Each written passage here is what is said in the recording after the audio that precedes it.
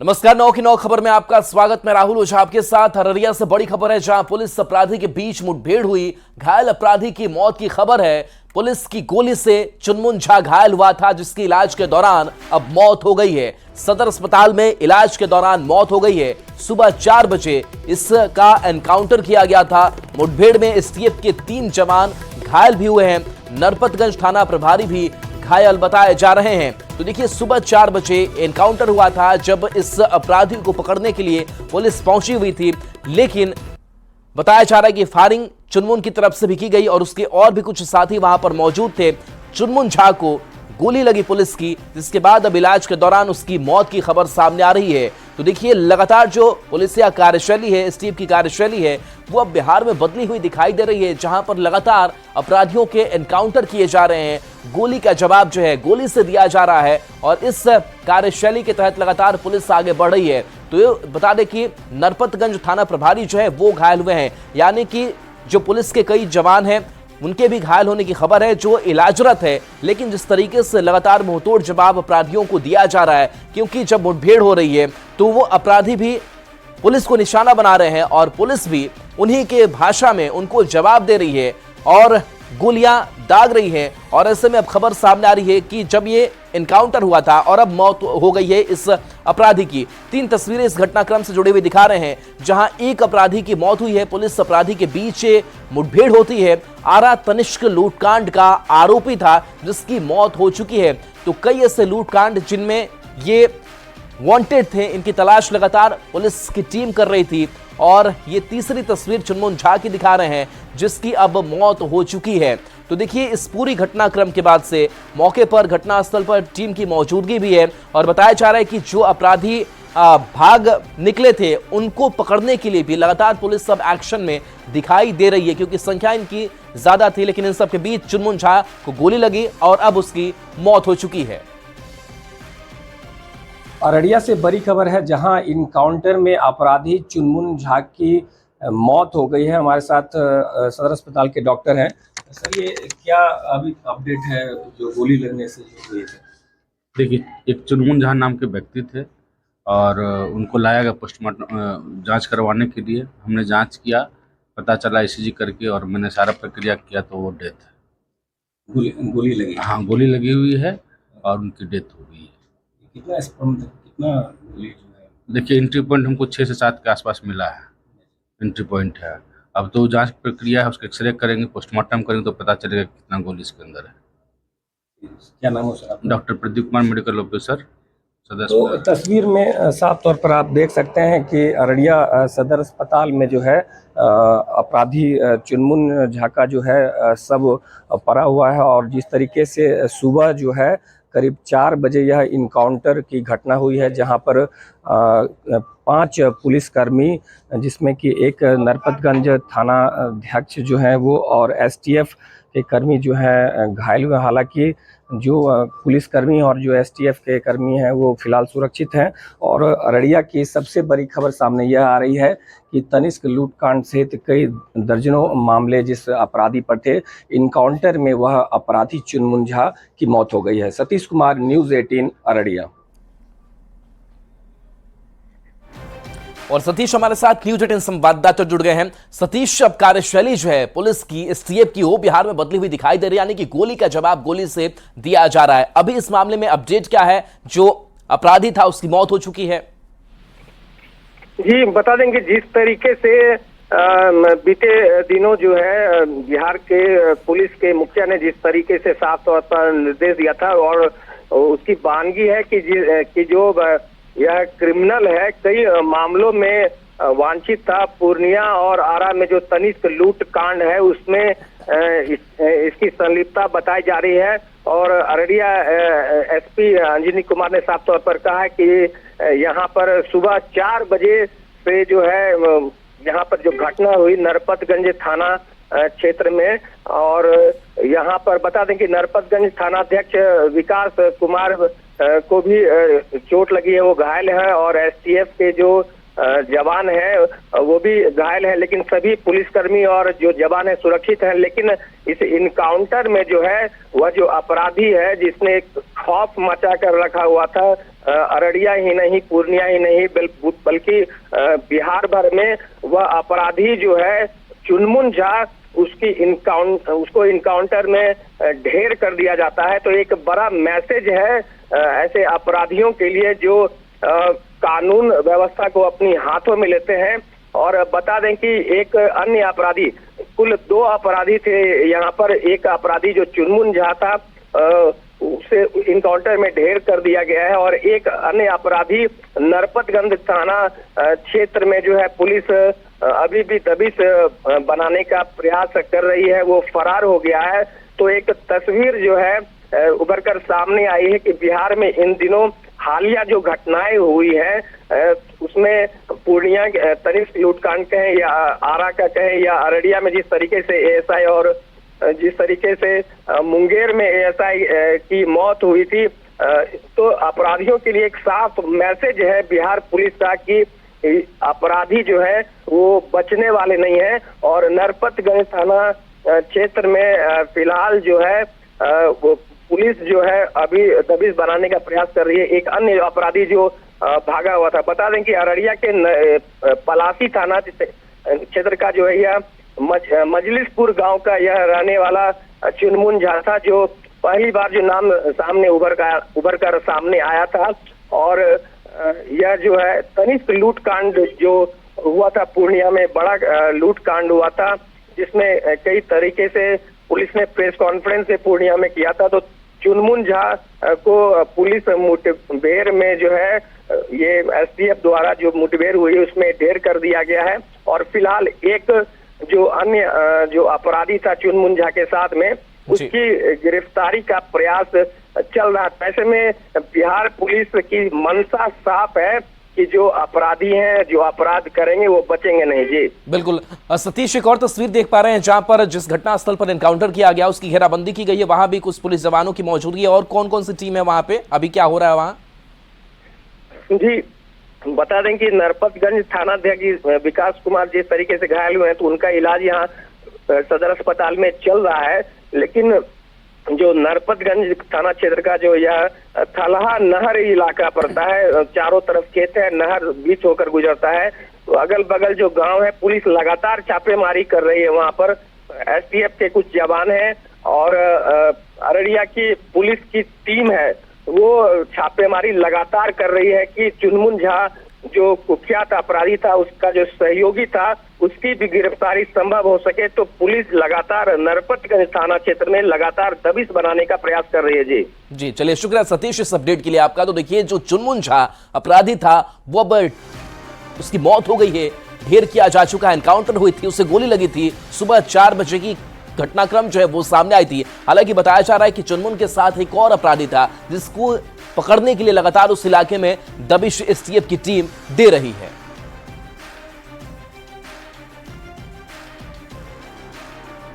और अब आपको बिहार में 2 दिन में 2 एनकाउंटर की तस्वीर दिखाते हैं। कल ही पटना के मनेर में पुलिस ने दही गो हत्याकांड के आरोपी सोनू का एनकाउंटर किया था, जो अब भी घायल है। और अब अररिया में पुलिस ने वांटेड अपराधी चुनमुन झा को ढेर कर दिया है। तो 2 तस्वीरें, और ऐसी तस्वीरें कुछ और भी पिछले कुछ दिनों से सामने आई है। और ये तस्वीर बताने के लिए काफी है कि पुलिस मुख्यालय की तरफ से किस तरीके से सख्ती के आदेश जो दिए गए हैं उसका पालन भी हो रहा है। तो सिवान से इस बीच बड़ी खबर, जहां वृहद आश्रय गृह से 13 लड़कियां फरार बताई जा रही है। कुछ लड़कियों को पकड़ा गया है, बाकी लड़कियों को पकड़ने के लिए छापेमारी की गई है। तो वृहद आश्रय गृह जहां से फरार कुछ लड़कियों को पकड़ा गया है और बाकी लड़कियों को पकड़ने के लिए छापेमारी की जा रही है। एसडीएम सीडीपीओ के नेतृत्व में जांच टीम गठित की गई है। डीएम के निर्देश पर जांच टीम गठित की गई है। कड़ी सुरक्षा के बीच लड़कियां फरार हो गई। बताया जा रहा है कि अंधेरे का फायदा उठाकर लड़कियां फरार हो गई। कुछ लड़कियों को ढूंढ लिया गया है, बाकी को खोजने के लिए पुलिस छापेमारी कर रही है। जीरादेई के भैंसा खाल गांव में वृहद आश्रय गृह है। मामला सामने आने के बाद डीएम ने एसडीएम और सीडीपीओ के नेतृत्व में एक टीम का गठन कर दिया है। सिवान वृद्ध आश्रम से 13 लड़कियां फरार हुई है। रात के अंधेरे का फायदा उठाते हुए ये लड़कियां फरार होने की बात कही जा रही है। जैसे ही यह सूचना प्रशासनिक महकमा को मिला, प्रशासनिक महकमा में हड़कंप मच गया। इसके बाद सिवान डीएम मुकुल कुमार गुप्ता के द्वारा एसडीएम और एसडीपीओ के नेतृत्व में एक टीम का गठन कर दिया गया है कि आखिर मामला क्या है। यह तस्वीर ठीक मेरे पीछे देख सकते हैं, वृद्ध आश्रम गृह जो जीरादेही थाना क्षेत्र के भैंसाकल में स्थित है। ये वही वृद्ध आश्रम है जिसका प्रगति यात्रा के दौरान बिहार के मुख्यमंत्री नीतीश कुमार इसका उद्घाटन किए थे। आप तस्वीर में साफ देख सकते हैं। और यहीं से 13 लड़कियां को फरार होने की बात कही जा रही है। लिहाजा टीम का गठन जिला प्रशासन द्वारा कर दिया गया है, जिसमें ऐसा कहा जा रहा है कुछ लड़कियां को बरामद कर लिया गया है और अन्य लड़कियां जो फरार है उसको छापेमारी की जा रही है ताकि बरामदगी की जा सके। ऐसे में आप देख सकते हैं बाउंड्री वाल की तस्वीर दिखाने की कोशिश कर रहे हैं। कहा जा रहा है कि रात का अंधेरे का फायदा उठाकर ये लड़कियां फरार हुई है। अब सवाल उठता है कि इतनी बड़ी बाउंड्री होने के बावजूद ये लड़कियां कैसे फरार हो गई। फिलहाल ये खबर आने के बाद सिवान डीएम मुकुल कुमार गुप्ता के द्वारा एक टीम का गठन कर दिया गया है। उस टीम में एसडीएम और एसडीपीओ जांच कर रहे हैं और जांच के बाद ही पता चलेगा कि आखिर वो लड़कियां फरार हुई तो किस वजह से हुई, क्या कारण है।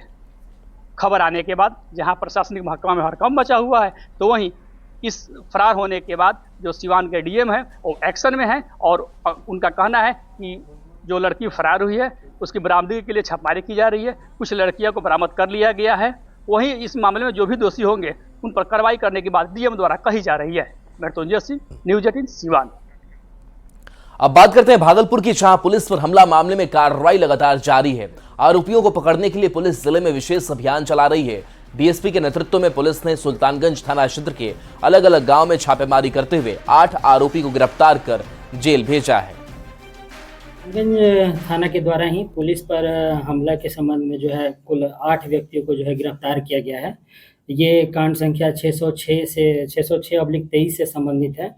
जैसा कि आप सभी को पता चल रहा होगा कि अभी विशेष अभियान चलाया जा रहा है वरीय पुलिस अधीक्षक भागलपुर के दिशा निर्देश में। तो इसी क्रम में जो है कुल 8 व्यक्तियों को कल जो है गिरफ्तार कर भेजा जाए, न्यायिक हिरासत में भेजा जाए। पुलिस टीम पर हमला मामले में अब भागलपुर पुलिस लगातार एक्शन मोड में नजर आ रही है। हाल के दिनों में अंतीचक थाना की पुलिस टीम पर हमला किया गया था और इसमें सभी आरोपी को पुलिस ने गिरफ्तार कर जेल भेज दिया है। तो वहीं पुराने मामले में भी अब पुलिस लगातार कार्रवाई कर रही है। साल 2023 में अकबर नगर और सुल्तानगंज मुख्य सड़क पर अतिक्रमण हटाने के दौरान लोगों ने पुलिस टीम पर हमला किया था और कई पुलिसकर्मी इसमें गंभीर रूप से घायल हुए थे। अब इस मामले में भी भागलपुर पुलिस ने बड़ी कार्रवाई करते हुए 8 आरोपी को गिरफ्तार कर जेल भेज दिया है। तो पुलिस टीम पर हमला मामले में अब भागलपुर पुलिस एक्शन मोड में नजर आ रही है। विकास कुमार सिंह, न्यूज 18 भागलपुर। राजधानी पटना के फुलवारी शरीफ से एक सनसनीखेज मामला सामने आया है, जहां एक प्रेमी ने अपनी प्रेमिका को गोली मार दी। घटना के बाद प्रेमिका को पटना के एम्स में ले जाया गया, जहां उसकी स्थिति नाजुक बनी हुई है। बताया जा रहा है कि प्रेमी ने एकाएक लड़की का नंबर ब्लॉक कर दिया था। इसी से परेशान होकर प्रेमिका अपने प्रेमी से मिलने आई थी और प्रेमी ने उस पर गोलियों से हमला कर दिया। मां मेडिकल हॉल के मालिक नकुल शर्मा के द्वारा उस मेडिकल हॉल पर जो उनकी प्रेमिका है के पैर में एड़ी के ऊपर गोली मार दी गई। घटना की सूचना मिलते ही फुलवारी थाना की पुलिस घटनास्थल पर पहुंची और सीसीटीवी फुटेज का अवलोकन कर गोली मारने वाले की पहचान की गई है। मेरी एगो बेटी माँ बाप से बोलो तुम अपना, देखिए हाँ बोलेंगे मेरी 2 बहन है, शादी होने वाला है, शादी हो जाएगा तो हम बोलेंगे। और औरंगाबाद से बड़ी खबर, जहां 4-4 किलो के 8 आईडी बरामद किए गए हैं। एक हाई एक्सप्लोसिव बम भी मिला है, ब्लास्ट कराकर डिफ्यूज किया गया है। लुटुआ चकरबंधा जंगल में विस्फोटक मिला है। सर्च ऑपरेशन के दौरान साजिश नाकाम कर दिया गया। नक्सलियों के खिलाफ सर्च ऑपरेशन जारी है। गया औरंगाबाद की सीमा पर सर्च ऑपरेशन चलाया जा रहा है। तो देखिए, ये 4-4 किलो के 8 आईडी बम बरामद किए गए। एक्सक्लूसिव तस्वीर आप तक पहुंचा रहे हैं, जहां हाई एक्सप्लोसिव बम भी मिला है, ब्लास्ट कराकर डिफ्यूज किया गया। लुटुआ चकरबंधा जंगल में वे विस्फोटक मिले हैं। सर्च ऑपरेशन के दौरान ये साजिश नाकाम की गई। नक्सलियों के खिलाफ लगातार सर्च ऑपरेशन जारी है। गया औरंगाबाद की सीमा पर यह सर्च ऑपरेशन चलाया जा रहा है।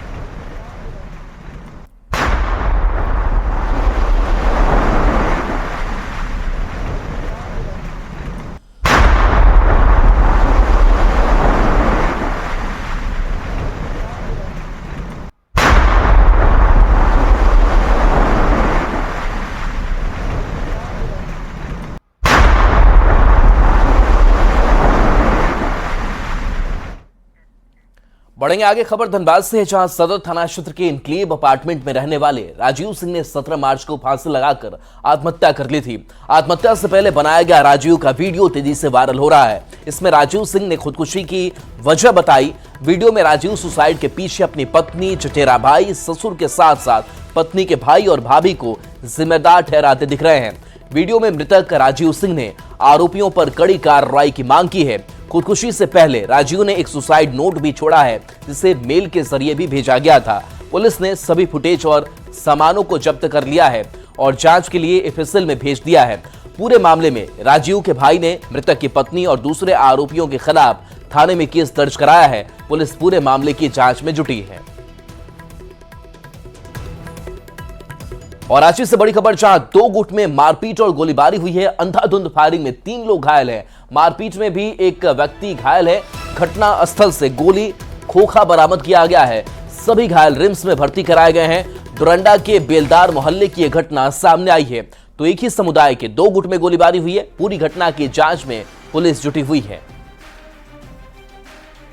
डोरंडा के बेलदार नीचे कीजिए बेलदार एरिया में मोहल्ला है, जहाँ पर एक विवाद को लेकर के 2 पक्षों के बीच में झगड़ा हुआ है, जो एक ही समुदाय से बिलोंग करते हैं। और ये पक्ष जो है पुराने समय से जो है आपस में लड़ते आ रहे हैं। लेकिन अभी जैसे हम लोग को प्राथमिक सूचनाएं प्राप्त हुई हैं कि 3 लोगों को गोली लगने की सूचना है, जिसमें अभी 3 को इलाज के लिए भेजा गया है, जिसमें से पैर में गोली लगने की बातें हैं और एक को पीठ में गोली लगी है। 3 जो है अभी खतरे से बाहर हैं और 3 का इलाज जो है रिम्स में चल रहा है। और रांची से बड़ी खबर, चार पार के मूड में आदिवासी संगठन ने सीरम टोली फ्लाईओवर रैम विवाद में आज रांची बंद है। इस दौरान आवश्यक सेवाओं से जुड़े लोगों, अस्पताल संचालकों, दवा दुकान के कर्मियों, एम्बुलेंस चालकों और मरीजों को बंद से मुक्त रखा गया है। आदिवासियों ने चेतावनी दी है कि सरना स्थल के पास से रैंप नहीं हटाया गया तो वे अदालत जाएंगे। और सामान्य स्थिति से निपटने के लिए प्रशासन ने तैयारी भी पूरी कर रखी है। शहर में 1000 से ज्यादा पुलिस के जवानों की तैनाती की गई है। इसमें महिला पुलिसकर्मी भी शामिल रहेंगी। रांची जिला प्रशासन ने आंदोलनकारियों को सख्त हिदायत दी है कि बंद के दौरान उपद्रव या तोड़फोड़ करना उन्हें महंगा पड़ेगा। उनके खिलाफ कड़ी कार्रवाई होगी। गोपालगंज जिले में शिक्षा विभाग ने 33 शिक्षकों को सेवा मुक्त करने का आदेश जारी किया है। यह आदेश राज्य अपीलीय प्राधिकरण के आदेश के आधार पर जिला शिक्षा अधिकारी योगेश कुमार ने सभी ब्लॉक शिक्षा अधिकारियों को भेजा है। इन शिक्षकों की नियुक्ति बिना रिक्ति के जिला अपीलीय प्राधिकरण से की गई थी, जो नियमों के विपरीत है। डीओ के अनुसार 25 मार्च तक सभी शिक्षकों को सेवा मुक्त कर दिया जाएगा। इसके साथ ही सेवा मुक्त किए गए शिक्षकों से उनकी प्राप्त राशि की वसूली की कार्रवाई भी होगी। ये कदम शिक्षा विभाग के नियमों के उल्लंघन को लेकर उठाया गया है, ताकि भविष्य में ऐसी स्थिति से बचा जा सके और विभाग की कार्यवाही पारदर्शी बनी रहे। तो रिक्ति नहीं थी, इसके बावजूद बिना रिक्ति के इनका नियोजन का आदेश जिला अपीलीय प्राधिकार द्वारा दिया गया था। तो उस अपील के अगेंस्ट उस आदेश के अगेंस्ट हम लोगों ने स्टेट अपीलेट अथॉरिटी में अपील किया था, जहाँ की इन लोगों को हटाने और वेतन रिकवरी का आदेश दिया गया था। उस अपील के अगेंस्ट में ये सभी टीचर चले गए थे हाई कोर्ट में। तो अभी हाई कोर्ट ने भी ये हम लोग के पक्ष में ही आदेश दिया है कि इन लोग को हटाना सही है और वेतन रिकवरी किया जाना। तो उसी को अनुपालन के लिए हम लोग इन लोग को हटा रहे हैं। खबर भागलपुर से है, जहां गंभीर रूप से बीमार बच्चे को लेकर इलाज कराने पहुंचे परिजनों को बिना इलाज कराए वापस लौटना पड़ा। जवाहरलाल नेहरू चिकित्सा अस्पताल में जब बच्चे का इलाज नहीं हुआ तो परिजन उसे प्राइवेट अस्पताल ले गए। बाग के रजौन से राकेश कुमार अपने बेटे को गंभीर हालत में लेकर जेकेएल एनएमसीएच पहुंचे थे। बच्चे को ऑक्सीजन सिलेंडर लगा था। अस्पताल में इलाज तो दूर, गंभीर रूप से बीमार बच्चे के लिए स्ट्रेचर तक नहीं मिला। बीमार बच्चे के पिता गोद में लेकर घंटों इधर उधर भटकते रहे। जब इलाज नहीं हुआ तो बच्चे को लेकर प्राइवेट अस्पताल चले गए। 1 घंटा आने से हो गया, हमको यहाँ पे कोई नहीं देखने वाला है। नहीं, कोई यहाँ देखने वाला तक नहीं है। सीटी स्कैन कराने गए तो यह सब बंद पड़ल है। हम जा रहे हैं प्राइवेट में लेके। यहाँ स्ट्रेचर भी गोद में लेकर जा रहे हैं बच्चा। हाँ, कोई व्यवस्था नहीं है यहाँ पे। बिहार सरकार के द्वारा स्वास्थ्य व्यवस्था को बेहतर करने के लिए लगातार कदम उठाए जा रहे हैं, लेकिन पूर्वी क्षेत्र के सबसे बड़े अस्पताल जवाहरलाल नेहरू चिकित्सा अस्पताल में जो है एक शर्मसार करने वाली तस्वीर सामने आई है। पुंसिया से एक मासूम बच्चे को लेकर परिजन जो है यहाँ इलाज के लिए आए थे, लेकिन जो है उन लोगों का साफ आरोप था कि यहाँ पर इलाज ठीक से नहीं हो रहा है, कहीं से भी कोई व्यवस्था नहीं है। सीटी स्कैन उन्हें कराना था, लेकिन वो सीटी स्कैन भी यहाँ नहीं हुआ। उसके बाद वो लोग जब प्राइवेट हॉस्पिटल में बच्चे को ले जा रहे थे तो अस्पताल प्रशासन की ओर से ना तो उन्हें ट्रॉली दी गई, ऑक्सीजन लगे हुए बच्चे को गोद में ही लेकर वो परिजन जो है एम्बुलेंस में लेकर गए और उन्होंने साफ तौर पर आरोप लगाया है कि जो इलाज यहाँ पर होना चाहिए था वो नहीं हो रहा है, जिसके कारण वो लोग जा रहे हैं। सबसे बड़ा सवाल है कि सरकार लगातार जो है स्वास्थ्य व्यवस्था में सुधार करने को लेकर लगातार कदम उठा रही है और कार्रवाई भी कर रही है। उसके बावजूद भी इस तस्वीर को देखकर समझा जा सकता है कि अभी भी सरकार को और बहुत कुछ करने की जरूरत है। आशीष रंजन, न्यूज 18, भागलपुर।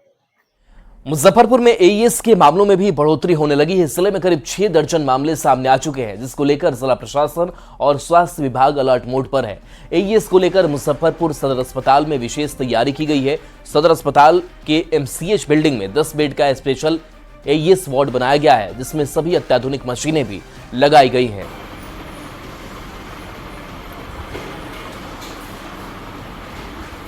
और चलिए न्यूज 18 बिहार झारखंड पर खबरें आपके लिए लगातार जारी हैं।